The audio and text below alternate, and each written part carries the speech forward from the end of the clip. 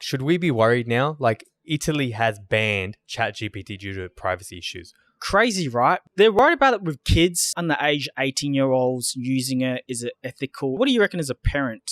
Literally 2 weeks ago, my daughter had to do a speech. She's 9 years old. She had to do a speech about, I think, multiculturalism or diversity or something. And we've got like a baby on the way. We've got a whole bunch of stuff going on. Like, Soph asked her, look, use ChatGPT. And she did it. And then what my daughter wanted to do was just use the speech. And Soph was like, 9-year-olds don't talk like that. So use your own voice. But it made her job so much easier. It's all about using the prompt. So I would say, no, like this is where it's going. It's like when people resisted the internet. Any technology that's game changing, people resist it. You can't resist it. So I think with kids, like they need to learn how to use this. Like, why are we shying away from this great tool? Because you still need critical thinking for prompts. You still need creativity to know what prompts to use and when to use them.